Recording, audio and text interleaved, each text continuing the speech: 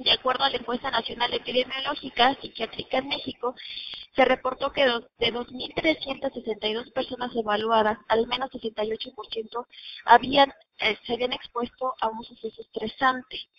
Y de estas, el 5.6 experimentaba el TEP por secuestro y el 1.8 por asalto con arma.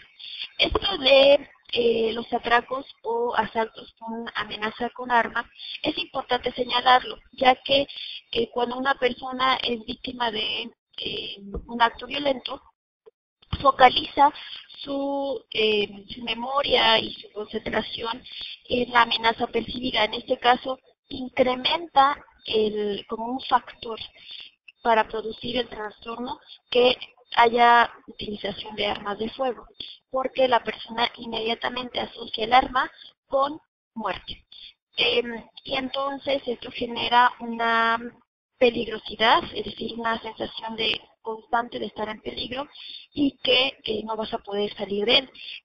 Esto hace alusión a los 3 puntos que acabamos de comentar hace un momento acerca de la amenaza percibida, que no es lo mismo que me asalten con un arma de fuego a que me asalten con únicamente un cuchillo o únicamente con agresión verbal. Implica mucho más riesgo de muerte el usar armas de fuego. En cuanto a los modelos explicativos acerca del trastorno, tenemos 2 importantes. Uno, el modelo biológico, que básicamente lo que hace alusión a este modelo es acerca de los componentes psicológicos, pero a nivel cerebral, que están influenciando en el control de neurotransmisores que afectan directamente la respuesta de huida. A nivel biológico, ellos explican, los expertos, que hay un desequilibrio en las estructuras mémicas, es decir, a nivel memoria, el individuo tiene un bloqueo o pudiera tener una asociación disfuncional acerca del suceso traumático. En cuanto a los modelos cognitivos, que básicamente son los modelos que son el origen o la raíz de muchas intervenciones cognitivo-conductuales, son los más respaldados por la investigación. Ahí les coloco algunos referentes que han hecho estudios teóricos acerca del trastorno por estrés postraumático. Estos modelos cognitivos, que como les comento son a base de muchas intervenciones cognitivo-conductuales, como sería la exposición, de la cual hablaremos en un momento, o intervenciones en entrenamiento asertivo o reducción de ansiedad, tienen su base aquí. Y ellos se fundamentan en el aprendizaje, en las teorías de aprendizaje de Wolff. Ellos comentan que a nivel psicológico, el individuo aprende una forma disfuncional del evento con la amenaza percibida. Uno de los modelos más sobresalientes acerca de este proceso es la teoría del procesamiento emocional, justamente de Zoe y Cossack. Ellos en 1986 reportan, porque ya tenían varias décadas trabajando en ello, pero reportan la teoría del procesamiento emocional. Ellos comentan que esta teoría tiene su base en una red de miedo. Proponen que existen 3 miedos o 3 estructuras dentro de esta red de miedo. Una es toda la información acerca del suceso traumático, es decir, todo lo que yo pude oír, sentir, ver, todo a nivel de sensación en esta situación traumática. Otro factor muy importante para esta red del miedo fue lo que yo pensé, es decir, todos los pensamientos que yo tuve en el momento de ser victimizado. Y otra información que finalmente es la integral, porque suma la información sensorial, todo lo que viví, escuché, olí, y todo lo que pensé acerca del suceso. Entonces se hace una asociación en ese momento disfuncional que hace que yo tenga una generalización. Es decir, yo tengo miedo y ese miedo yo lo generalizo a otras situaciones muy particulares del individuo que seguramente tendrán mucha base en la historia psicológica y de vida del paciente. Entonces, a nivel estructural, y esto se da a nivel amígdala, que justamente es el centro de la memoria emocional y también del aprendizaje emocional, en donde se da una asociación donde el estímulo neutro es justamente todo el suceso estresante y la reacción emocional que yo tuve ante ese evento, que fue miedo, que fue ansiedad, que fue desprotección, frustración, enojo, inclusive culpa y vergüenza, esas emociones se asocian a ese evento. Y entonces yo cada vez que observe un estímulo parecido al que yo viví, pues obviamente me va a revivir todas esas emociones. ¿Qué pasa, por ejemplo, en un terremoto? En un terremoto tú aprendes una situación que cuando estás en peligro reaccionas con miedo, reaccionas con una sensación de desprotección, con ansiedad y quieres huir. Eso lo aprendes. ¿Qué pasa cuando después del terremoto tú te presentas ante una situación similar?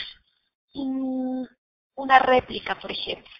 Esta réplica lo que ocasiona es que tú reacciones de forma extrema, no correspondiente a la intensidad del estímulo real. ¿Por qué? Porque tú tienes un aprendizaje previo en donde aprendiste que si no corres de esa forma, si no gritas de esa forma, no vas a poder huir, ¿no? Entonces, esa respuesta desproporcionada es justamente porque hubo un aprendizaje previo ante una situación real. Es lo que nosotros llamamos amenaza percibida. No es lo mismo el objeto real que los atributos que yo le otorgo a ese estímulo para que yo pueda temer o sentirme en peligro constante. Y bueno, dentro de este modelo, los factores predisponentes para el trauma están la reexperimentación, la activación, que era lo que les comentaba, acerca del miedo, y finalmente la evitación, que es una evitación activa. Es decir, la evitación es uno de los componentes principales para que esta red del miedo se retroalimente. Si yo no me expongo a esa situación que yo viví para que rehaga un aprendizaje funcional y adaptativo de lo que ya aprendí negativamente antes, yo no voy a poder solucionar mi problemática. Si yo enfrento, es decir, no evito esta situación, entonces sí voy a poder tener acceso a esta red de miedo y hacer un nuevo aprendizaje.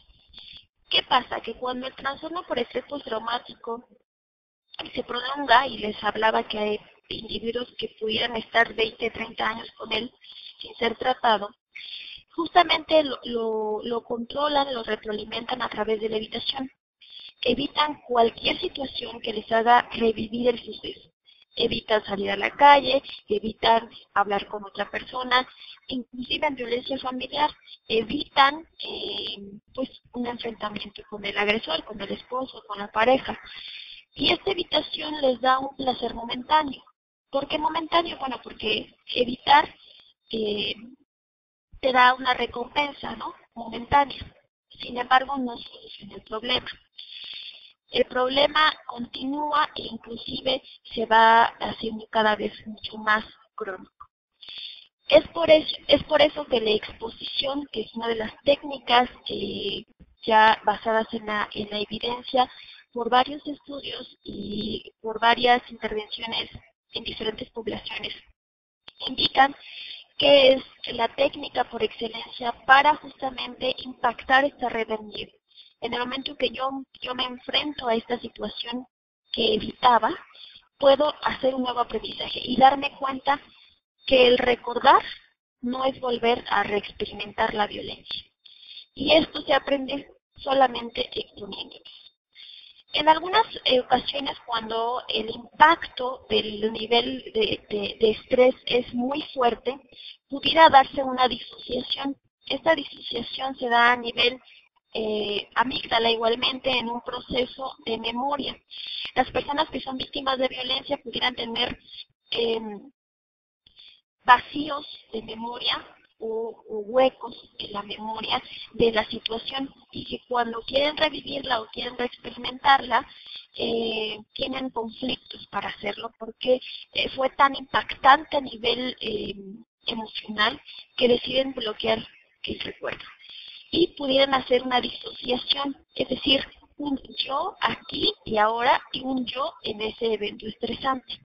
Lo que realiza la intervención psicológica es que ese yo que vivió el suceso estresante y el yo de ahora se fusionen, y entonces se recree la situación traumática. Esto obviamente puede ocasionar un deterioro del proceso emocional. Olvidaba comentarles que la disociación es un síntoma muy incidente en personas que han sufrido violación. Bueno, paso a la siguiente diapositiva, que es justamente el tratamiento para el trastorno por estrés postraumático. Como les comentaba, las intervenciones basadas en evidencia son 3 únicamente. La terapia por exposición, que sería la exposición prolongada, que a continuación les explicaré. El manejo de la ansiedad a través de un entrenamiento en inoculación al estrés. Y finalmente la desensibilización por movimientos oculares. En esta ponencia hablaremos únicamente de la terapia de exposición, que es la exposición prolongada de la doctora Fua. ¿Por qué esta terapia? Bueno, como les comentaba, la terapia de exposición ha sido reconocida como la técnica psicológica por excelencia, porque es la técnica que después de varios estudios, bueno, obviamente da resultados, pero que se mantiene durante los seguimientos. Lo que las 2 otras intervenciones, como sería el manejo de la ansiedad a través de la inoculación y la desensibilización por movimientos oculares, han mostrado buenos resultados al finalizar el tratamiento. Sin embargo, cuando se hacen los seguimientos, es decir, a 3, 6 y 12 meses en los pacientes, muchos de ellos recaen o no mantienen la mejoría. En cambio, la terapia por exposición ha tenido mucho reconocimiento en cuanto a que mantiene la mejoría inclusive hacia los 2 años después de la intervención psicológica. La exposición prolongada tiene un objetivo específico, y este es el procesar las memorias traumáticas con éxito para minimizar la sintomatología del TEP. ¿Cuál es la sintomatología? Pues la que acabamos de observar, que sería la reexperimentación, la evitación y la hiperactivación. El objetivo es impactar a nivel amígdala en esta red del miedo que comenta el modelo de la doctora Foa, y que a nivel de impacto nosotros podamos tener un nuevo aprendizaje, un aprendizaje de adaptación y de funcionalidad. El paciente aprende que exponerse a esa situación no es ser nuevamente victimizado, sino al contrario, es recordar para recuperarse. ¿Qué incluye la exposición prolongada? Pues principalmente 4 técnicas. La técnica psicológica de psicoeducación, bueno, cabe mencionar que este es un programa de intervención integral o multicomponente, como ahora le llaman. Son componentes comprensivos de tratamiento, porque no nada más incluyen una técnica, sino una suma de ellas. Una técnica importante en la fase inicial es la psicoeducación. La psicoeducación es una técnica en donde le enseñamos al paciente o al participante qué es la reacción, cuáles son las reacciones normales después de un suceso estresante. Muchos de ellos sienten mucha culpa porque no hicieron lo debido en el momento adecuado, y otros sienten mucha vergüenza por haber sido victimizados. En el caso de la violación, la respuesta emocional privilegiada es justamente la vergüenza. Se sienten avergonzados y culpables, muchas de ellas culpables, por haber sido violadas. Sin embargo, En esa primera fase del tratamiento se les enseña que es una reacción normal, que el sentirte de esa forma, el sentir culpa, el sentir vergüenza, el sentir miedo, el sentir desprotección total, es normal. Que cualquier persona, después de haber sufrido un incidente como el que él o ella vivió, tiene esa reacción, porque de pronto se sienten asustados de sentir eso.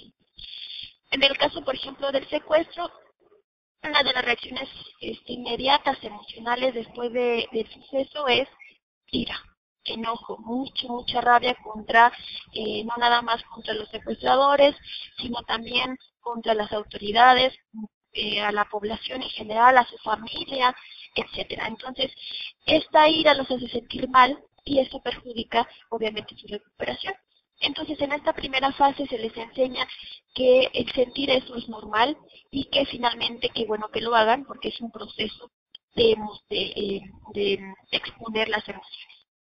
Una siguiente técnica es el entrenamiento en respiración.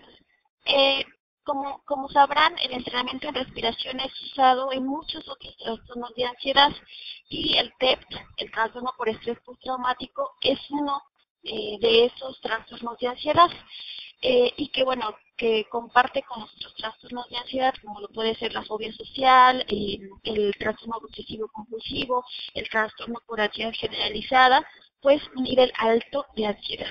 Y esta ansiedad, como una técnica de reducción de ansiedad, pues es el entrenamiento en respiración. Entonces se le psicoeduca al paciente a entrenarse de forma correcta en su respiración.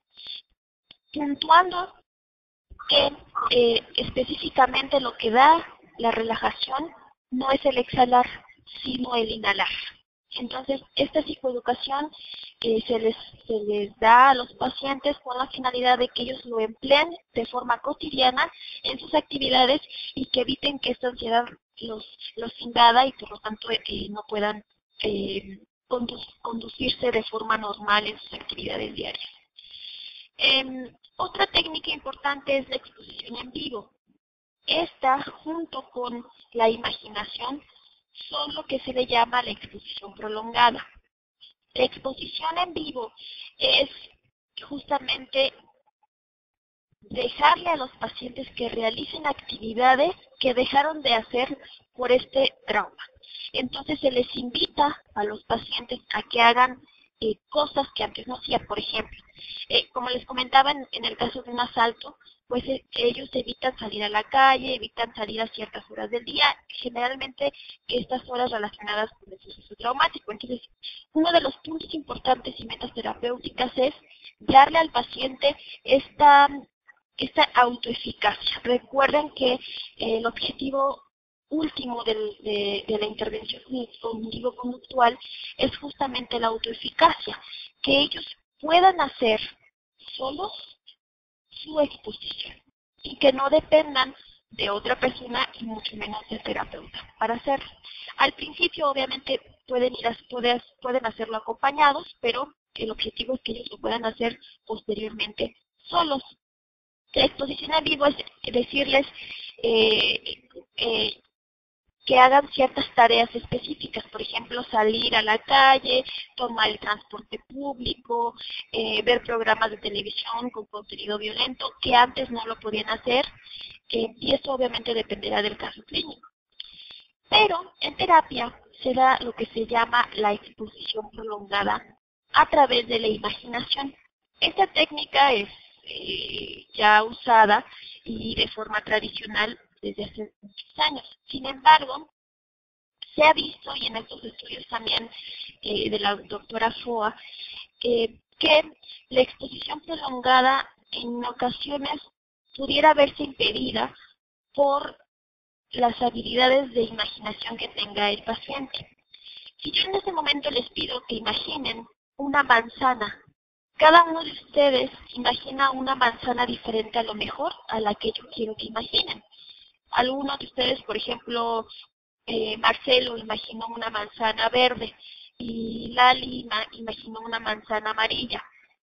y yo quiero que imaginen una manzana roja. Entonces, desde ahí ya hay un problema de comunicación entre lo que yo quiero que ustedes procesen en una imaginería y en lo que ustedes pueden hacer. Algunos a lo mejor no pudieron imaginar una manzana. Esto sucede justamente en la exposición. Cuando yo trato de inducir una narrativa para que recordemos el suceso traumático, algunos de los pacientes no pueden realizar la imaginación y por lo tanto esta técnica no se puede dar de la forma adecuada. Esto es un problema en el tratamiento y en muchos casos es una fuente de abandono de la terapia porque los pacientes al verse expuestos a esto que tanto temen ya no quieren regresar a la terapia porque les da miedo, porque justamente uno de los criterios diagnósticos es miedo, un alto nivel de miedo y de ansiedad, y yo los expongo a esta situación, pues justamente muchos de ellos lo abandonan. Sin embargo, como les comentaba, la terapia de exposición por imaginación funciona, pero no con todos los pacientes. Es así que existen tres niveles o tres formas para transmitir la terapia por exposición. Una de ellas, como les comenté, es la de in vivo, donde el paciente directamente va y lo hace.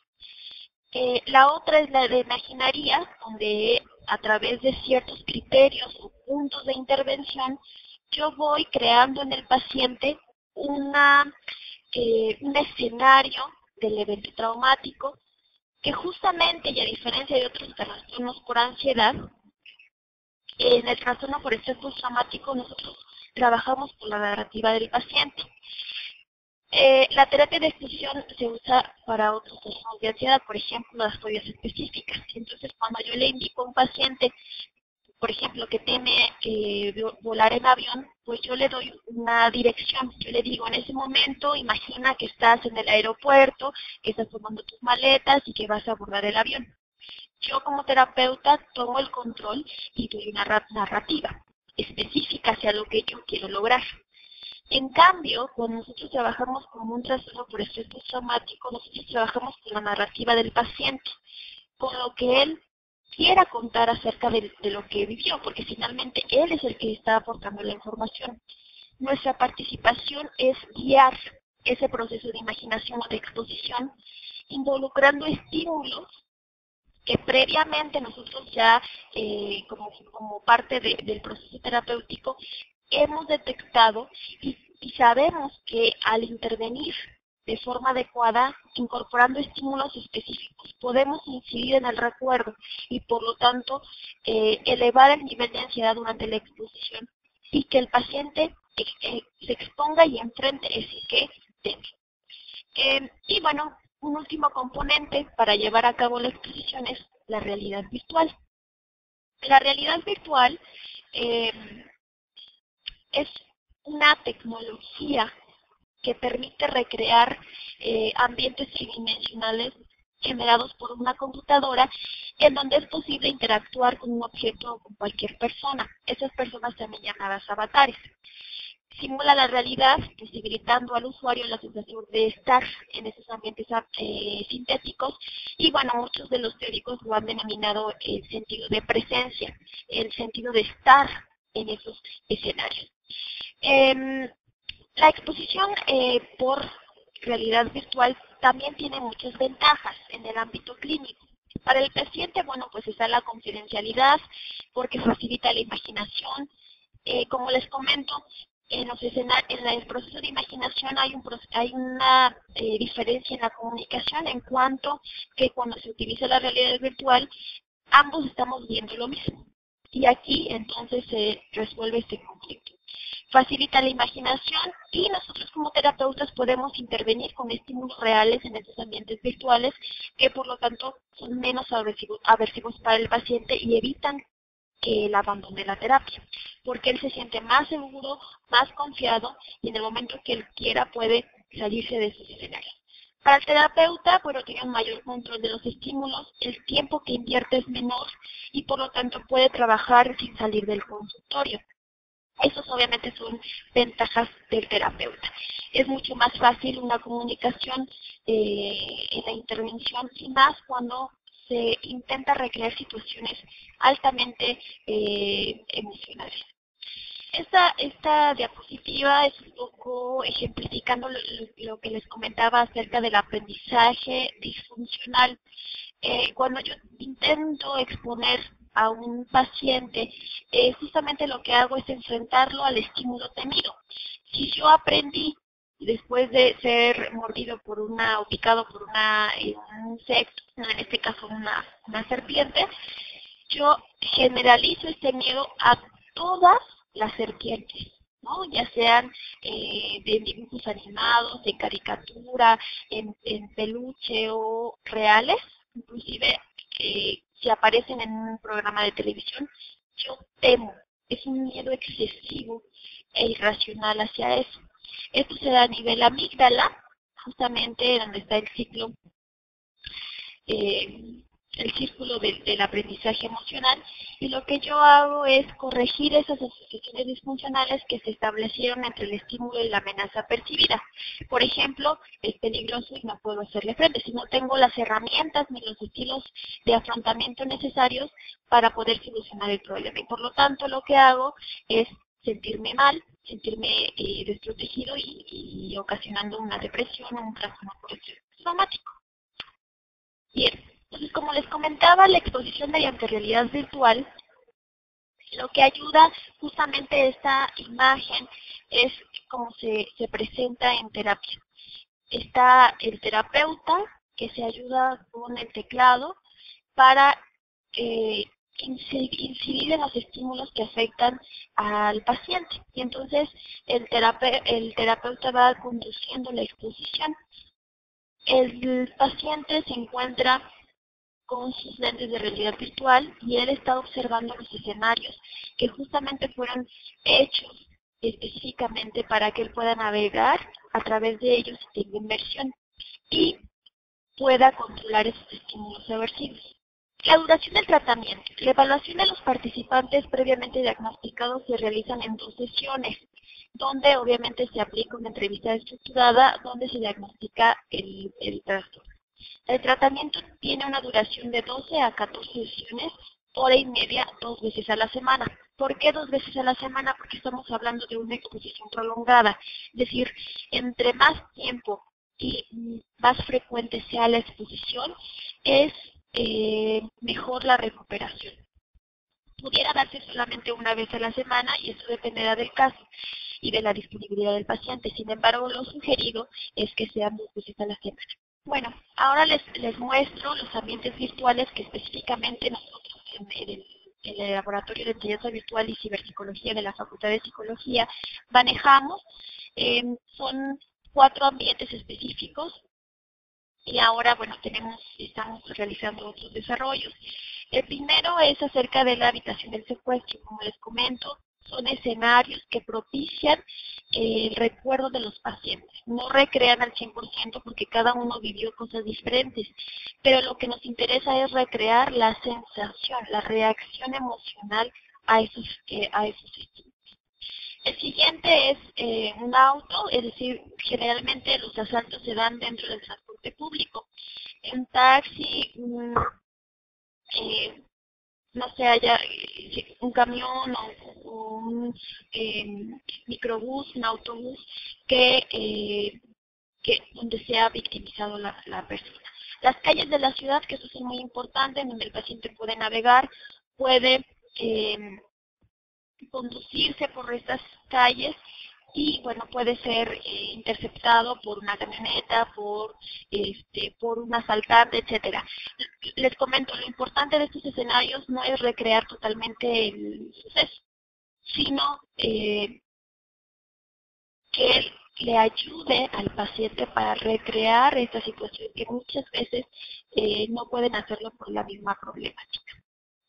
Bueno, dentro de este campo existen varios estudios controlados y aleatorizados que, que prueban la eficacia de la exposición con realidad virtual. Al llamar estudios controlados implica, que son comparados con otras modalidades de terapia. Este tratamiento se ha probado con víctimas de la guerra de Vietnam, con sobrevivientes del ataque de las Torres Gemelas del 11 de septiembre, con víctimas de accidentes automovilísticos y bueno, se han hecho ambientes virtuales flexibles específicamente para todos los trastornos. La doctora Botella, que es una doctora de Valencia, España, que ha contribuido mucho al campo. Y bueno, existen otros estudios con implementación de sistemas de última generación tecnológica, como lo son las víctimas de la guerra de Irak. Y bueno, en los últimos años se ha dado estudios de caso, aún no son estudios globales, pero bueno, son una aportación, con veteranos de la Guardia Nacional de la Operación Libertad Iraquí, soldados activos, es decir, no nada más con personas que han ido a guerra y regresan con el trastorno, sino con soldados activos, con víctimas de un ataque terrorista suicida de la bomba en Israel.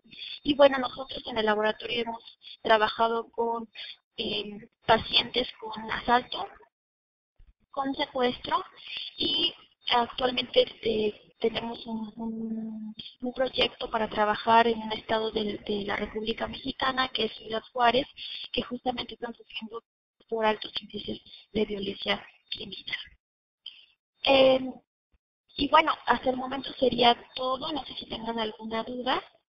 Entonces vamos a agradecerle a la licenciada Anabela Rosa la ponencia del día de hoy con el tema estrés postraumático en violencia delincuencial y agradecerle la experiencia y haber compartido con nosotros toda esta información que es bastante relevante e importante para la formación del futuro psicólogo.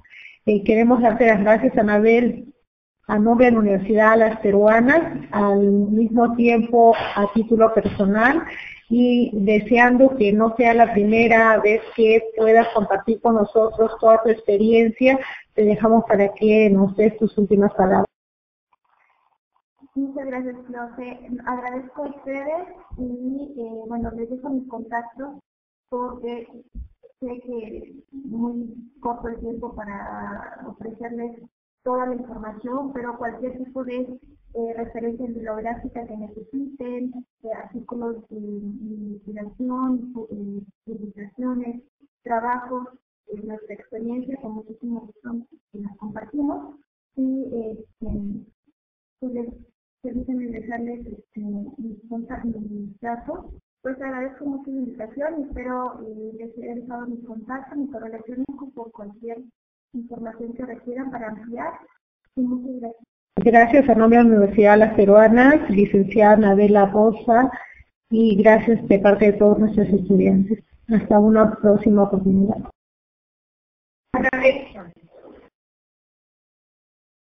Anabel, buenas tardes. Hola, profe. ¿Qué tal? ¿Escuchaste? Quisiera presentarte nuevamente, me parece que ha habido interferencia con relación a la presentación. Quisiera presentarte brevemente nuevamente, indicando que tenemos pues en esta tercera conferencia